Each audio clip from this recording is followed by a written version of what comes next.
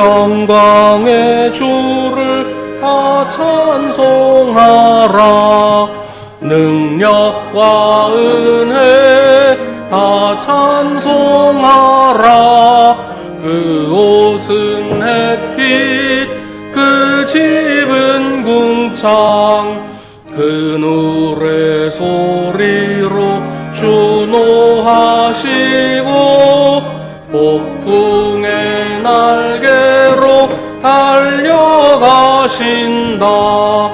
저 아름답고 놀라운 일이 가득한 이 땅, 그 힘찬 명령에 터 잡히나니 저 푸른 바다는 옷자락이라. 질그릇같이 연약한 인생 주 의지하여 늘 강건하리. 온 백성 지으신 만왕이시니 그 자비 영원히 변함없어라.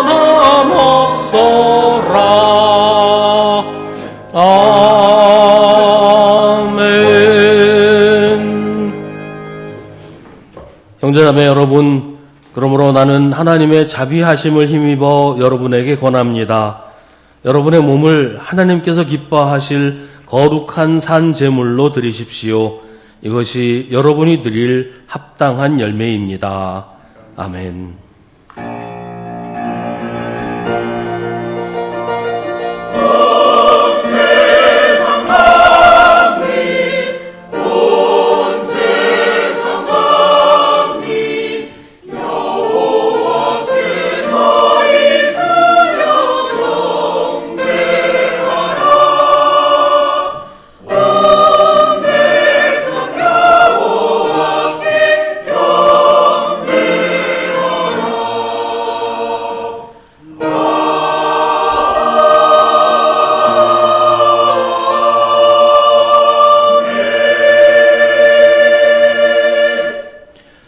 거룩하신 하나님, 주님의 밝은 빛 아래에서 우리의 죄악을 고백합니다.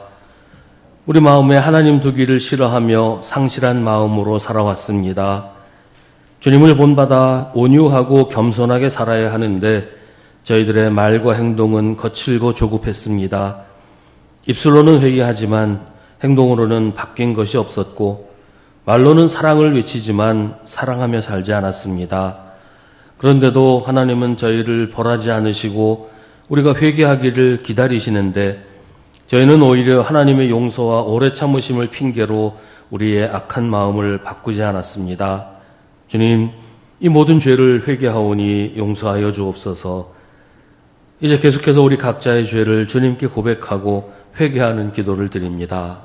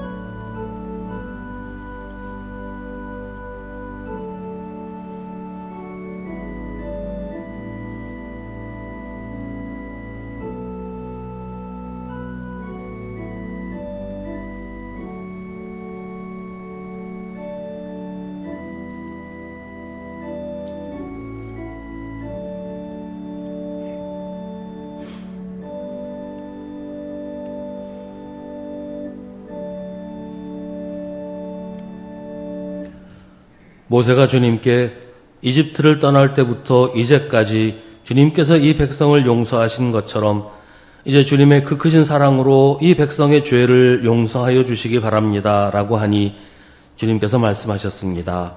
너의 말대로 용서하겠다. 아멘. 사도신경으로 우리의 신앙을 고백하겠습니다. 나는 전능하신 아버지 하나님 천지의 창조주를 믿습니다. 나는 그의 유일하신 아들 우리 주 예수 그리스도를 믿습니다. 그는 성령으로 잉태되어 동정녀 마리아에게서 나시고 본디오 빌라도에게 고난을 받아 십자가에 못 박혀 죽으시고 장사된 지 사흘 만에 죽은 자 가운데서 다시 살아나셨으며 하늘에 오르시어 전능하신 아버지 하나님 우편에 앉아 계시다가 거기로부터 살아있는 자와 죽은 자를 심판하러 오십니다. 나는 성령을 믿으며 거룩한 공교회와 성도의 교제와 죄를 용서받는 것과 몸의 부활과 영생을 믿습니다. 아멘. 성시교독은 주보에 있는 이사야 12편 말씀입니다. 주님, 전에는 주님께서 나에게 진노하셨으나 이제는 주님의 진노를 거두시고 나를 위로하여 주시니 주님께 감사드립니다.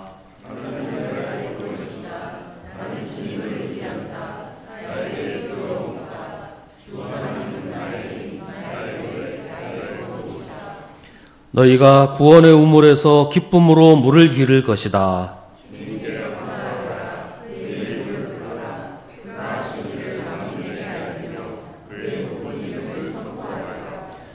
주님께서 영광스러운 일을 하셨으니 주님을 찬송하여라. 이것을 온 세계에 알려라.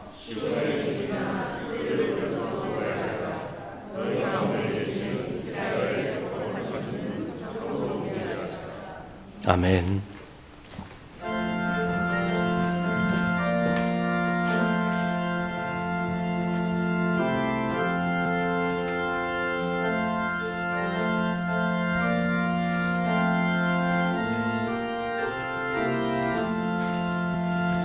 어두운 밤 시되리니 내 직분 지켜서 찬이슬 맺힐 때에 일찍 일어나 해 돋는 아침부터 힘써서 일하라. 일할 수 없는 밤이 속히 오리라. 어두운 밤 시되리니 내 직분 지켜서 일할 때 일하면서 놀지 말아라. 낮에는 수고하나 쉴 때도 오겠네. 일할 수 없는 밤이 속히 오리라. 어두운 밤 시되리니 내 직분 지켜서 지는 해 비킨 볕에 힘써 일하고 그 빛이 닿아여서 어둡게 되어도 할 수만 있는 대로 힘써 일하라.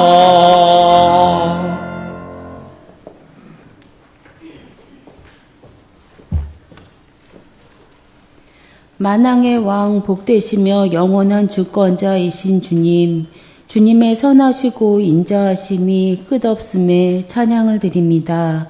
어둠 속에 있을 저희에게 빛으로 오셔서 저희 일생을 안고 품어 설명할 수 없는 은혜가 어제도 오늘도 저희를 이끌어 왔음을 고백합니다.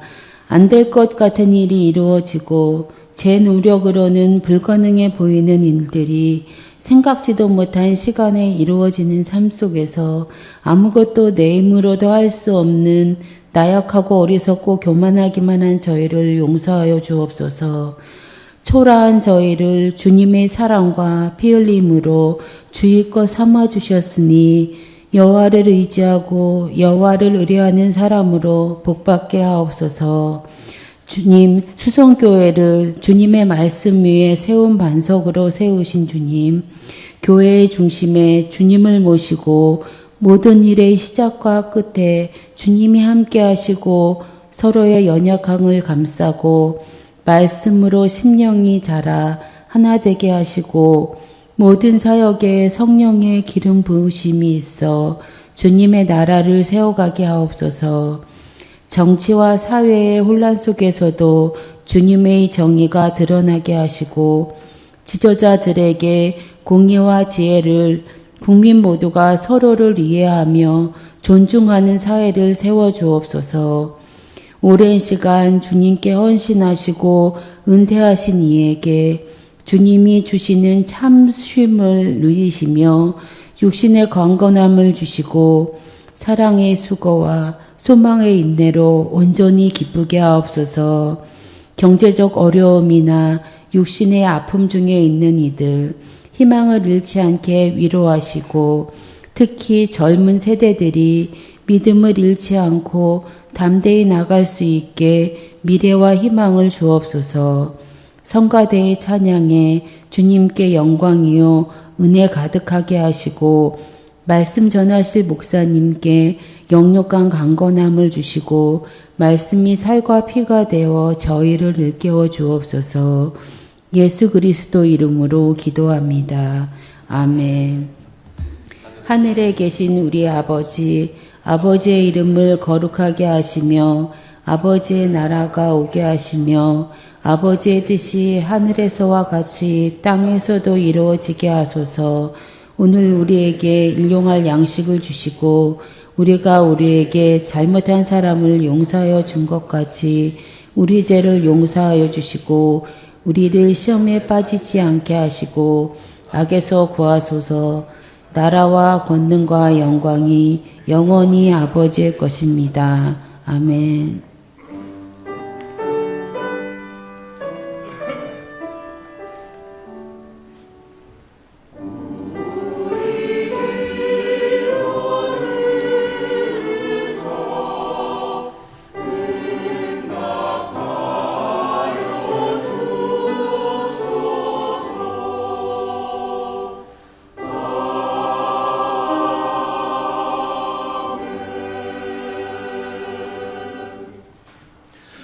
오늘 우리에게 주시는 하나님의 말씀은 신약 성경 데살로니가 후서 3장 6절부터 13절입니다.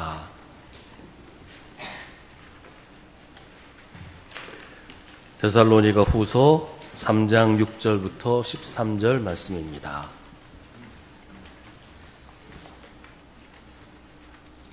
하나님의 말씀을 봉독하겠습니다. 이 말씀을 통해 하나님의 음성을 들으시기 바랍니다. 형제자매 여러분, 우리는 우리 주 예수 그리스도의 이름으로 여러분에게 명령합니다. 무절제하게 살고 우리에게서 받은 전통을 따르지 않는 모든 신도를 멀리 하십시오. 우리를 어떻게 본받아야 하는지는 여러분이 잘 알고 있습니다.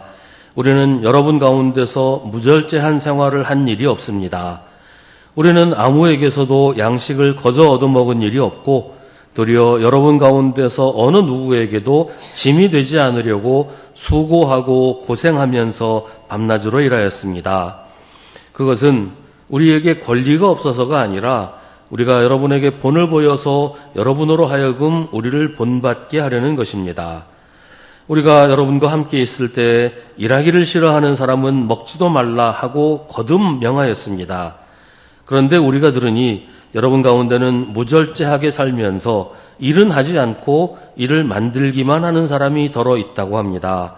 이런 사람들에게 우리는 주 예수 그리스도 안에서 명하며 또 권면합니다. 조용히 일해서 자기가 먹을 것을 자기가 벌어서 먹으십시오. 형제자매 여러분, 선한 일을 하다가 낙심하지 마십시오. 아멘. 이것은 하나님의 말씀입니다.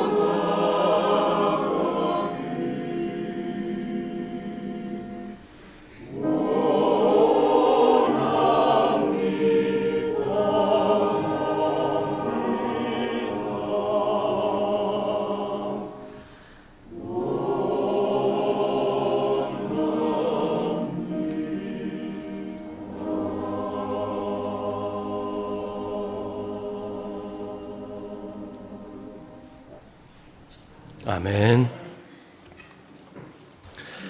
데살로니가 후서는 예수 그리스도의 재림을 기다리며 종말의 시대를 살아가는 사람들에게 이 시대를 어떻게 살아야 하는지를 말해주는 편지입니다.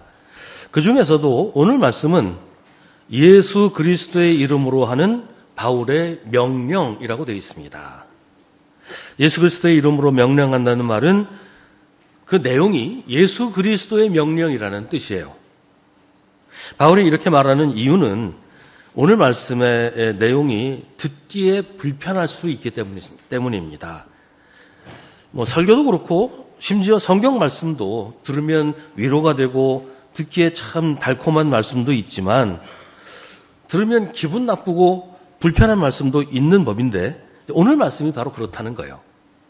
그래서 바울은 명령한다라고 강하게 말합니다. 아무리 듣기 싫어도 듣고 따라야 한다라는 뜻입니다. 사람이 듣기 좋은 말만 듣고 살 수는 없잖아요. 그런 건 오히려 사람을 망치는 길이에요. 왕한테 듣기 좋은 말만 하는 사람을 간신이라고 부릅니다. 왕이 듣기 좋은 말만 하는 간신을 가까이 하고 듣기 불편한 말을 하는 충신을 멀리하면 나라가 망합니다. 우리 신앙생활을 하는 것도 우리가 듣기 좋은 말만 들으려고 예수 믿는 거 아니잖아요. 듣기 좋은 말만 들으면 믿음의 뿌리가 썩어서 나무가 죽어버립니다. 듣기 불편하고 거북한 말도 듣고 소화해야 성장할 수가 있습니다. 그래서 바울은 오늘 사람들이 듣기 싫어한 말을 하면서 아무리 싫어도 들어야 한다고 명령하고 있습니다. 바울의 명령은 이것입니다. 무절제하게 살고 우리에게서 받은 전통을 따르지 않는 모든 신도를 멀리하십시오. 이 말은 첫째, 무절제하게 살거나 바울이 전해준 전통을 따라야 한다, 따르지 않으면 안 된다. 그런 얘기고 그런 사람들을 멀리하라. 무절제하게 사는 사람, 바울이 전해준 전통을 따르지 않는 사람을 멀리하라. 그런 얘기입니다. 옛날 번역에는 무절제하다는 말을 게으르다라고 번역을 했는데요. 원래 단어의 의미도 그렇고 오늘 말씀의 맥락에서도 이걸 게으르다라고 번역하는 것보다는 무절제하다고 번역하는 게 더 적합합니다. 이 단어의 원래 의미도 도덕적으로 불규칙하다, 무질서하다 이런 뜻을 가진 단어이기 때문에 이게 무절제한 것을 얘기하는 겁니다. 바울은 무절제하게 사는 것이 바울에게서 받은 전통을 따르지 않는 것이라고 합니다. 바울 자신은 그 전통을 전해주려고 자기의 마땅한 권리까지도 포기하면서 무절제하게 살지 않으려고 애썼다고 합니다. 데살로니가 교회 성도들은 바울의 그런 모습을 본받아야 한다고 바울은 강조합니다. 그러면서 바울은 무절제하게 사는 모든 신도를 멀리하라고 합니다. 멀리하라는 말은 배척하라, 교회에서 내보내라 그런 뜻이 아니에요. 바울은 그런 사람까지도 교회가 포용해야 한다고 말해요. 데살로니가 후서 3장 14절 15절은 누가 이 편지에 담긴 우리의 말에 복종하지 아니하거든 그 사람을 특별히 조심하여 그와 사귀지 마십시오. 그리하여 그로 하여금 부끄러움을 느끼게 하십시오. 그러나 그를 원수처럼 여기지 말고 형제 자매에게 하듯이 타이르십시오라고 말합니다. 그러니까 그런 사람들은 왕따를 시켜라, 상종도 하지 마라 그런 의미가 아니라는 것이죠. 그런 사람을 포용하되 그런 사람을 지지하거나 그런 사람을 본받지 말라. 그런 사람을 닮지 말고 한편이 되지 말라. 그런 얘기예요.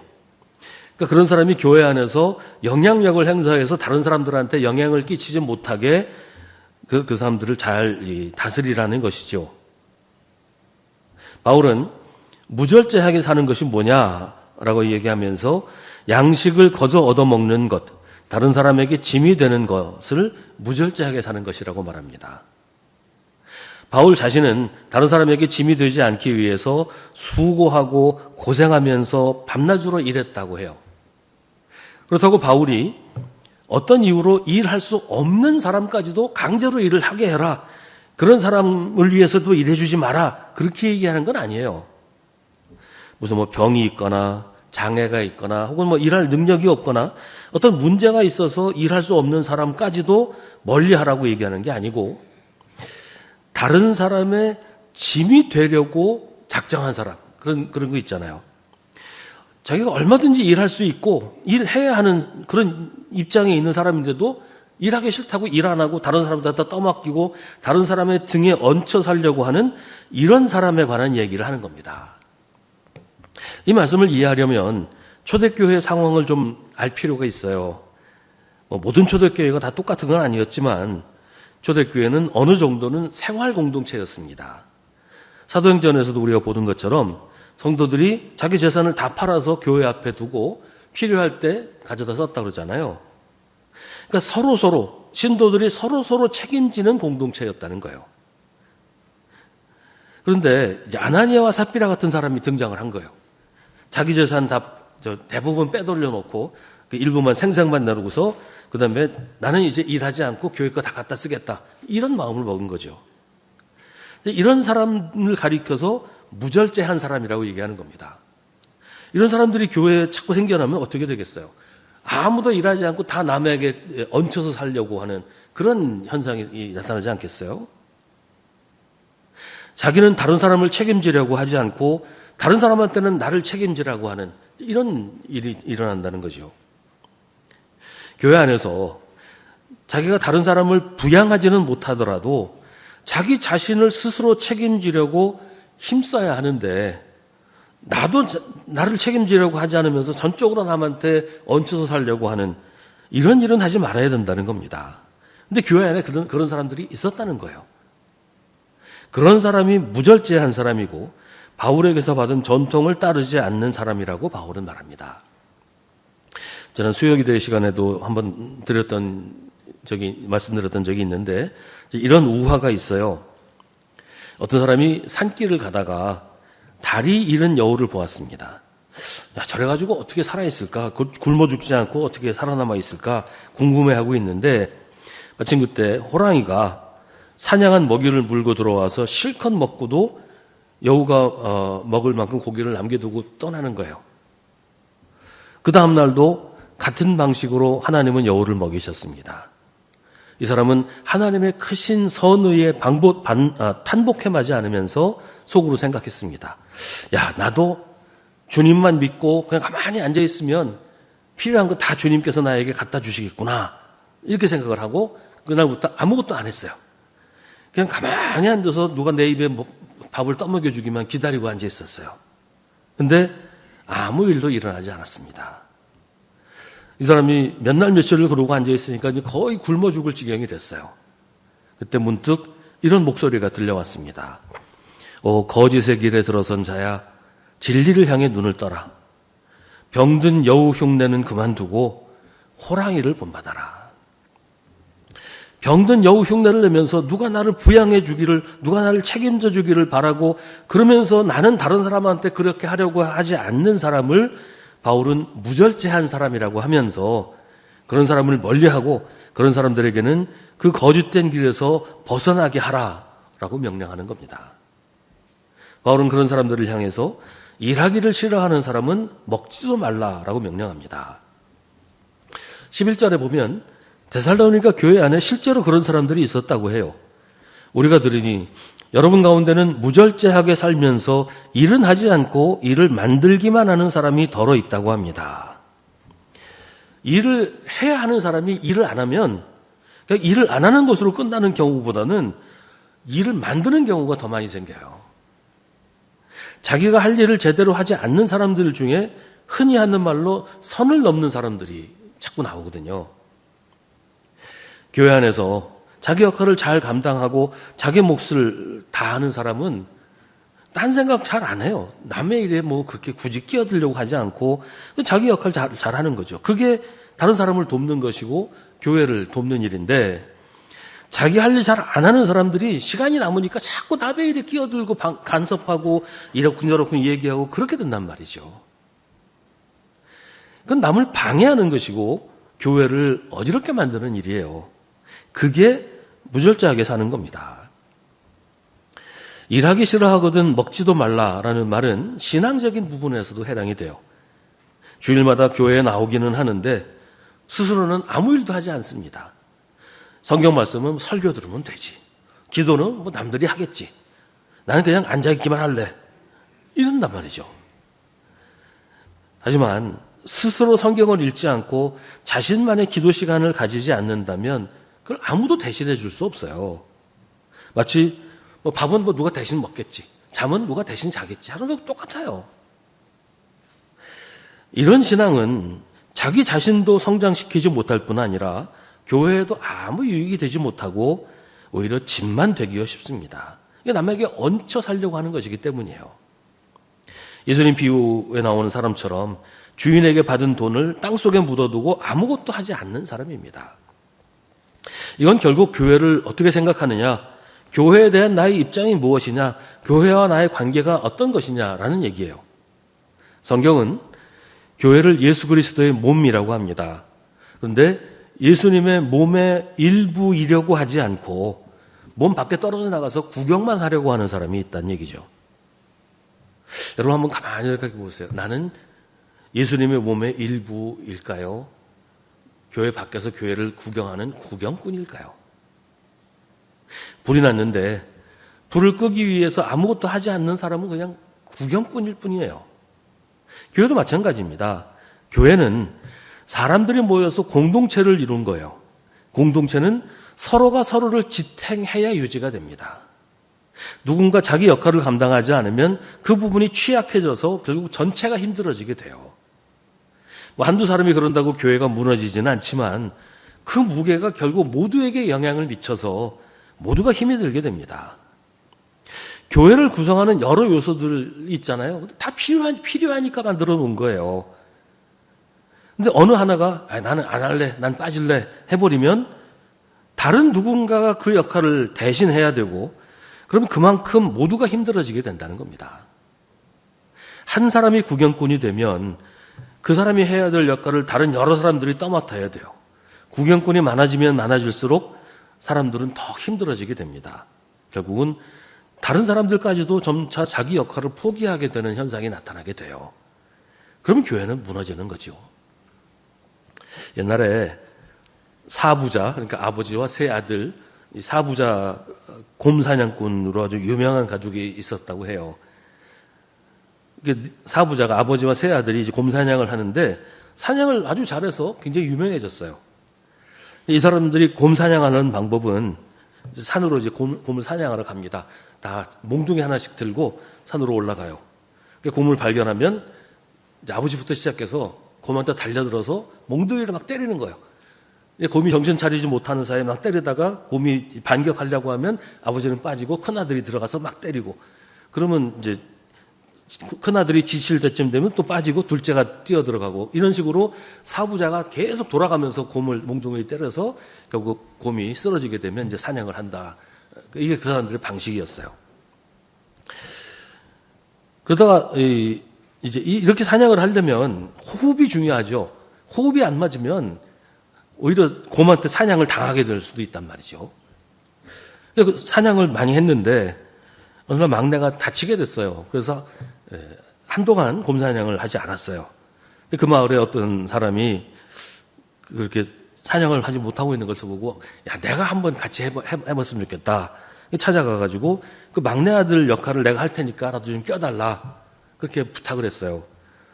근데 이게 위험하니까 아무나 할 수 없다. 우리는 한 가족이기 때문에 호흡이 잘 맞아서 하지만 이거 누가 함부로 끼어들었다가 큰일 난다. 말렸는데도 이 사람이 하도 졸라대서 그러면 한 번만 같이 가보자. 근데 당신 차례를 정확하게 지켜야 된다. 이거 당신 차례 못 찾으면 우리 다 위험해진다. 그러니까 그렇게 하겠다고 아주 철석같이 약속을 하고 같이 사냥을 갔어요. 곰을 만나서 아버지부터 이제 사냥을 시작합니다. 아버지 들어가고 빠지고 큰아들 들어가고 빠지고 둘째 들어가서 빠지고 이제 막내 대신 들어온 그 사람 차례인데 이 사람이 앞에 세 사람 하는 거 보니까 겁이 덜컥 난 거예요. 야 저거 저러다가 곰한테 한 대만 맞으면 내가 죽을 텐데 겁이 나서 안 들어간 거예요. 근데 이제 정신없이 돌아가니까 셋째 아들 순서 건너뛰고 또 아버지가 다시 들어가고 이렇게 계속 돌아가서 결국은 곰을 잡긴 잡았어요. 잡고 나서 그 삼부자죠. 이제 막내 아들 빠졌으니까 삼부자가 하는 얘기가 이제 이 사람들은 이 사람이 안 들어간 줄을 모르는 거예요. 정신없이 돌아가니까 야 오늘은 왜 이렇게 힘드냐. 순서가 너무 빨리 돌아오는 것 같아. 라고 얘기를 하더랍니다. 내가 구경꾼이 되면 그런 일이 생기는 거예요. 내가 외면한 역할은 다른 누군가가 고스란히 감당을 해야 된단 말이죠. 그러니까 다른 사람한테 내가 져야 할 짐을 대신 지우는 겁니다. 그러면 13절에서 말하는 것처럼 선한 일을 하는 사람이 낙심하는 일이 생기게 됩니다. 단순히 내가 그 일을 하지 않았다, 그게 전부가 아니고 교회 전체를 위태롭게 하는 결과를 가져올 수도 있다는 말이에요. 그게 바로 무절제하게 사는 일이라는 거죠. 바울은 교회 안에서 그런 사람들 때문에, 무절제한 사람들 때문에 선한 일을 하는 사람이 낙심하는 모습을 많이 봤어요. 근데 여기서 말하는 선한 일이란 윤리적으로, 도덕적으로 선한 일, 의로운 일, 다른 사람을 돕고 착한 일을 하고 이런 것을 얘기하기보다는 교회 안에서 서로를 책임져 주는 것, 다른 사람을 돌봐주는 것을 말합니다. 교회 안에서 자기 역할을 감당하고 서로 짐을 나누어지는 것, 이걸 이제 오늘 말씀에서는 선한 일이라고 얘기를 하는 겁니다. 12절 말씀처럼 조용히 일해서 자기가 먹을 것을 자기가 벌어서 먹는 거예요. 그게 선한 일이고 모두가 그렇게 선한 일을 해야 된다라고 바울은 이야기합니다. 역할은 다 다르죠. 감당할 무게도 다 같지 않아요. 그러나 자기가 할 일, 내가 해야 하는 일은 누구나 자기가 스스로 감당해야 한다고 바울이 명령하는 거예요. 그래서 서로가 서로의 짐을 져주어야 한다는 것입니다. 고린도 교회에는 이와 반대되는 일이 있었어요. 그 시대의 성만찬이라고 하는 것은 지금 우리가 하는 것처럼 이렇게 간단하게 하는 게 아니고 제대로 된 한 끼 식사를 하는 게 성만찬이었어요.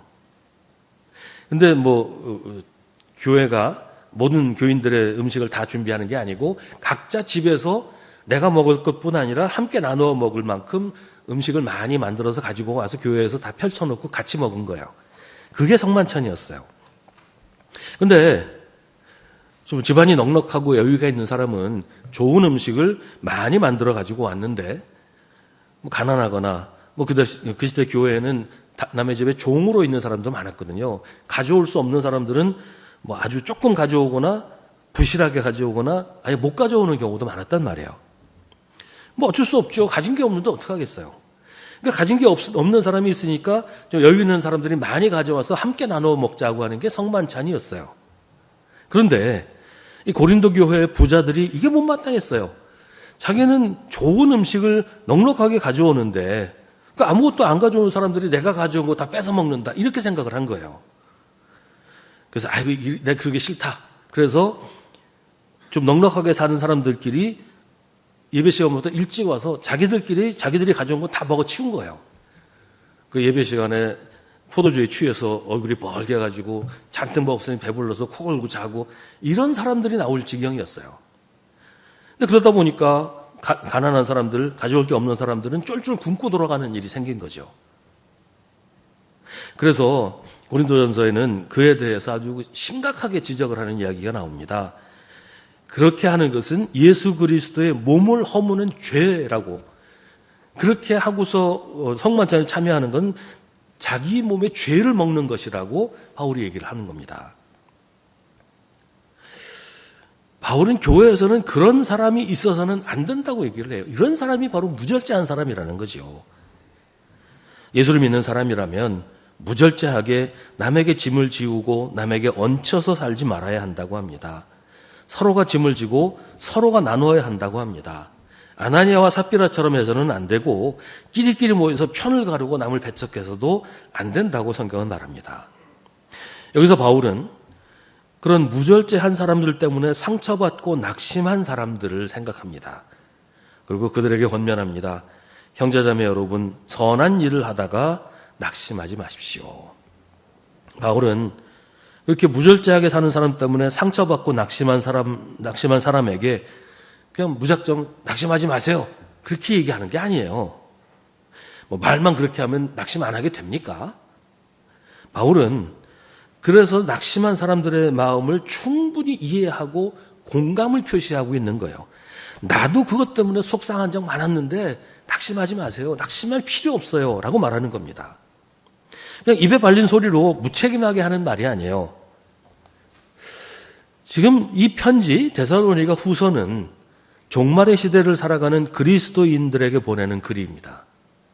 주님이 다시 오시면 지금 내가 하고 있는 그 일을 가지고 심판하실 것이다 라고 바울은 계속 얘기를 하고 있어요. 어떤 사람은 착하고 신실한 종이라고 칭찬하시고 그 사람에게는 상을 주실 것입니다.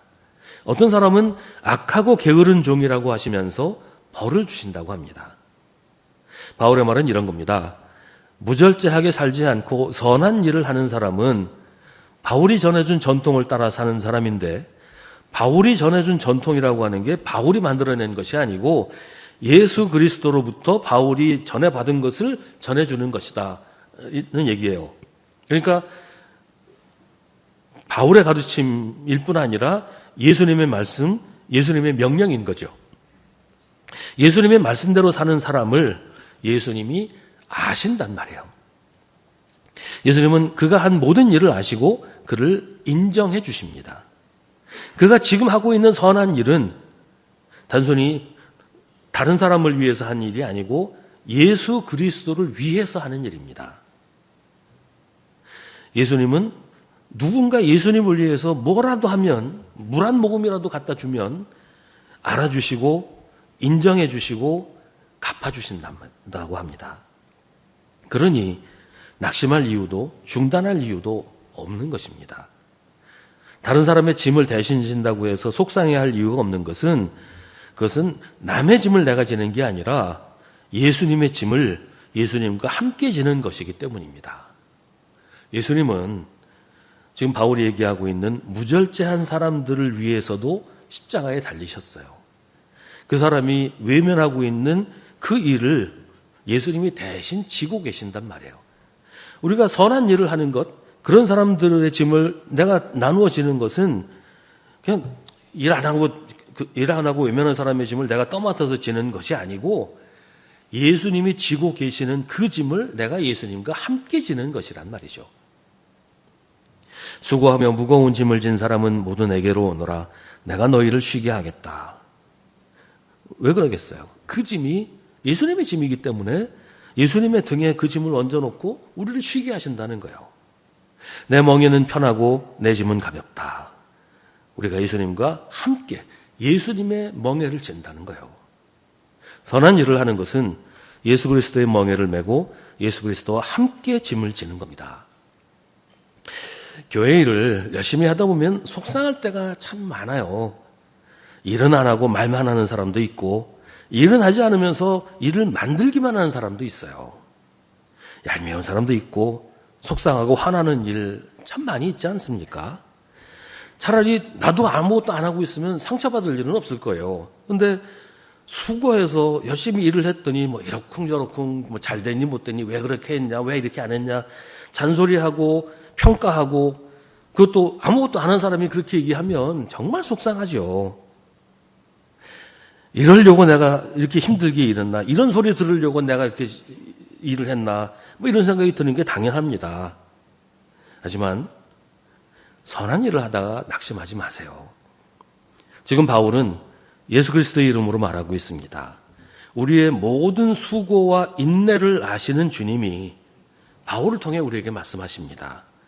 선한 일을 하다가 낙심하지 마십시오. 결코 헛된 일이 아니고 그 모든 일은 예수님의 짐을 함께 지는 것입니다. 지금 우리는 어떤 모습으로 있을까요? 그냥 구경꾼으로 나 몰라라 하고 있는 것은 아닐까요? 혹시 남의 등에 업혀서 지내고 있지는 않을까요? 내가 하지 않으면 다른 누군가가 내 몫까지 해야 하는 건 뭐 나 알 바 아니다. 그러고 있지는 않습니까? 예수님이 하신 말씀 무시하고 나 편한 대로 내 멋대로 하고 있는 건 아닐까요? 혹시 그런 사람들 때문에 실망하고 낙심해서 아유 나도 이제 그만할래. 왜 나 혼자 일해야 돼? 그러고 있지는 않습니까? 그래도 열심히 하려고 힘들게 섬겨왔는데 아무 의미 없어. 이제 그만할래. 속상해서 흔들리고 있는 분은 안 계실까요? 주님이 우리에게 말씀하십니다. 심는 사람이나 물 주는 사람은 아무것도 아니요 자라게 하시는 분은 하나님이십니다. 심는 사람과 물 주는 사람은 하나이며 그들은 각각 수고한 만큼 자기의 삭을 받을 것입니다.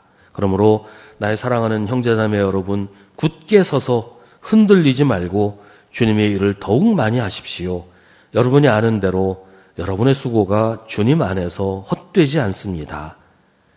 주님께서 에베소 교회에게 하신 말씀도 우리가 기억합니다. 오른손에 7별을 주시고 7 금촛대 사이를 지나시는 분이 말씀하신다. 나는 네가 한 일과 네 수고와 인내를 알고 있다. 우리의 수고는 주님이 다 아십니다. 사소한 것까지, 세밀한 것까지 주님이 낱낱이 다 알고 계십니다.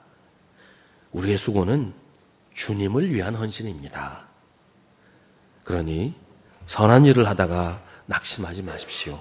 때가 되면 30배, 60배, 100배의 열매를 거둘 것입니다. 기도하겠습니다. 오늘 우리에게 주신 하나님의 말씀을 깊이 묵상하십시오. 이 말씀을 통해 지금 우리에게 말씀하시는 하나님의 음성을 들으십시오.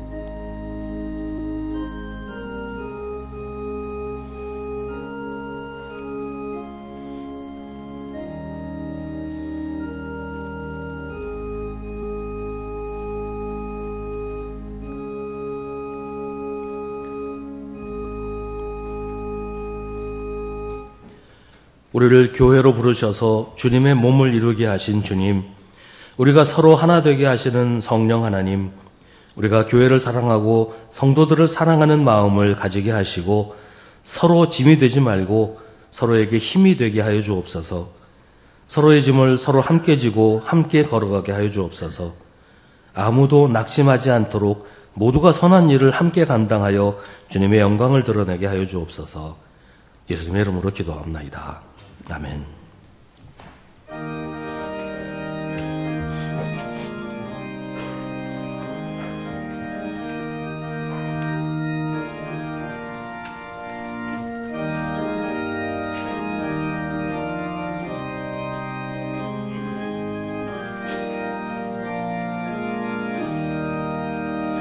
눈을 들어 하늘 보라. 어지러운 세상 중에 곳곳마다 상한 영의 탄식 소리 들려온다. 빛을 잃은 많은 사람, 길을 잃고 헤매이며 탕자처럼 기진하니 믿는 자여 어이할꼬. 눈을 들어 하늘 보라.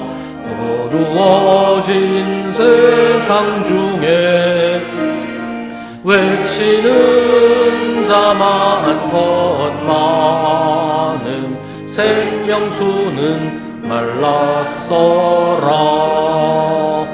죄를 대속하신 주님, 선한 일꾼 찾으시나. 대답하리 어디 있나. 믿는 자여 어이할꼬. 눈을 들어 하늘 보라. 살아계신 주 하나님, 약한 자를 부르시어 하늘 뜻을 전하셨다. 생명수는 홀로 예수 처음이요 나중이라. 주님 너를 부르신다. 믿는 자여 어이할꼬. 눈을 들어 하늘 보라. 다시 사신 그리스도 만 백성을 사랑하사 오래 참고 기다리네. 인내하신 우리 구주 의의 심판하시는 날 곧 가까이 임하는데 믿는 자여 어이할꼬.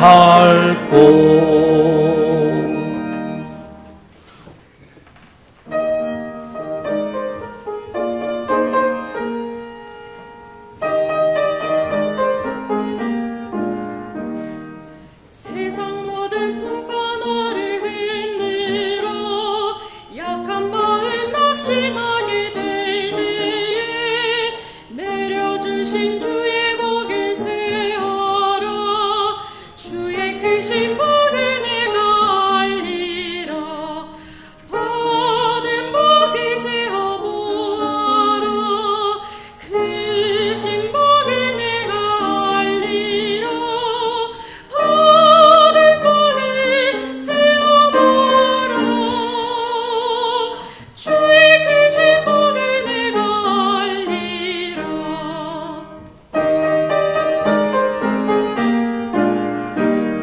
세상 권세 너의 앞길 막을 때 주만 믿고 낙심하지 말아라. 천사들이 너를 보호하리니 염려 없이 앞만 보고 나가라. 받은 복을 세어보아라. 크신 복을 내가 알리라. 받은 복을 세어보아라. 주의 크신 복을 내가 알리라. 아멘. 모든 것이 주께로부터 왔으니 이 예물을 주께 바치나이다.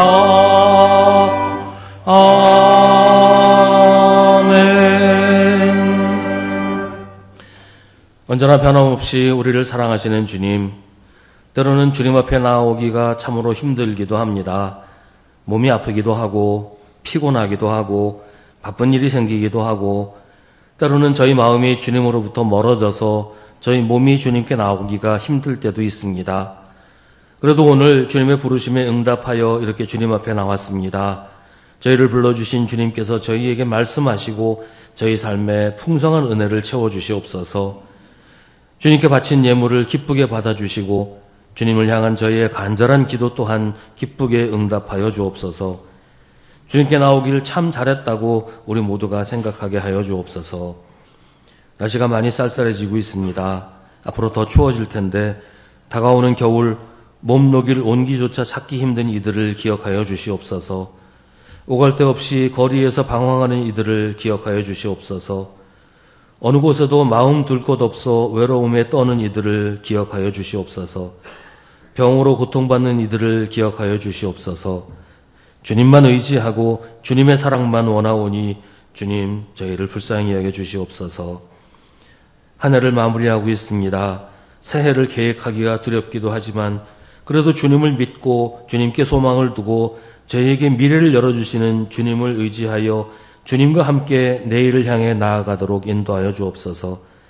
하루하루 살아가는 일이 주님 때문에 기쁘게 해주시고 이 기쁨을 사람들에게 전하며 살아가도록 저희를 인도하여 주옵소서.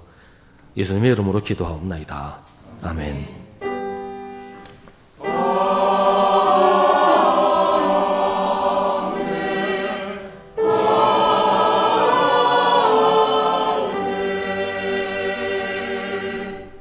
잠시 자리에 앉으시기 바랍니다. 우리 함께 예배드린 성도들과 인사 나누겠습니다. 주님의 이름으로 문안하시고 인사하십시다. 우리 매일 저녁 9시에 교회를 위해서 기도하실 때 이번 한 주간은 새해 봉사할 청지기들을 위해서 기도해 주시기 바랍니다. 올해 수고하신 분들도 기억하면서 재직회 각 부서, 또 선교회, 교회학교 교사, 찬양대, 여러 구역, 교구와 구역, 여러 일들을 맡아서 봉사할 청지기들을 위해서 기도하면서 사명 잘 감당할 수 있도록 기도해 주시기 바랍니다. 지난 주일 공동의회에서 선출된 항존직은 아래와 같습니다. 안수집사 김형주, 인치주, 민경윤, 권사 정은아, 박경자, 변혜원, 장경자, 조한나. 걱정하시는 분들도 좀 계시는 것 같은데 이제 조만간에 한번 오리엔테이션을 할 겁니다. 앞으로 어떻게 진행이 되는지, 뭘 준비해야 되는지. 교육은 노회에서 받으시면 될 텐데 오리엔테이션을 자세하게 해드릴 테니까 너무 걱정하지 마시고 하나님께서 다 힘 주셔서 감당할 거라고 믿고 준비를 하시면 되겠습니다. 우리 성도들도 항존직 뽑히신 분들을 위해서 기도 많이 해주시기 바랍니다. 오늘 1시 30분에 본당에서 주일 오후 성경 공부를 합니다. 다음 주일 2부 예배 후에 교구별 모임을 합니다. 다음 주일 오후 1시 30분에 당회실에서 11월 정기 당회를 합니다.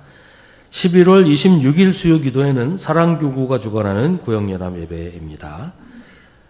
12월 17일 수요일 오후 7시에 신반포 중앙교회에서 잠원동 교동협의회가 주관하는 잠원동 선탄절 연합 예배를 드립니다. 우리 코로나 전까지 계속 모이다가 코로나 때부터 중단됐었는데 올해부터 다시 시작하기로 했습니다.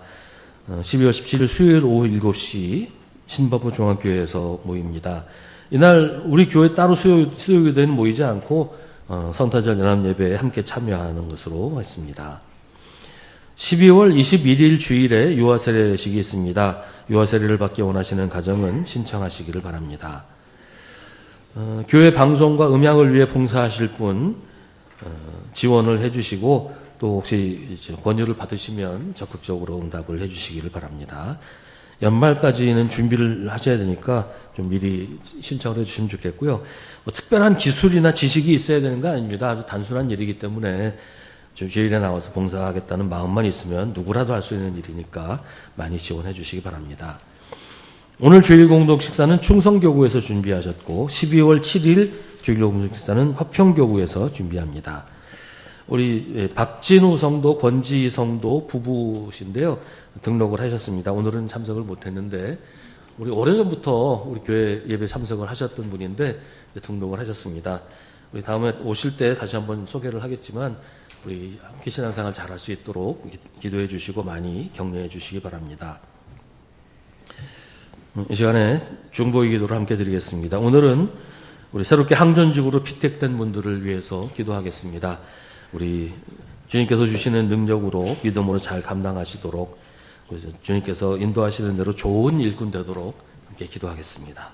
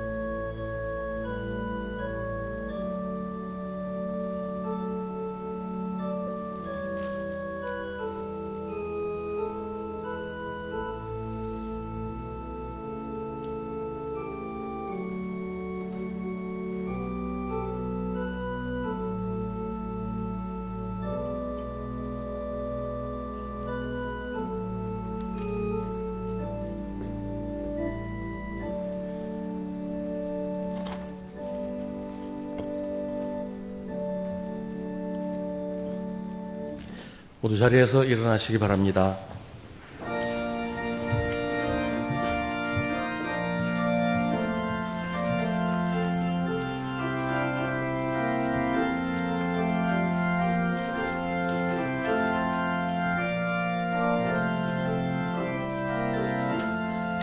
예수 말씀하시기를 누가 오늘 일할까 곡식이 거둘 때니 누가 추수하리요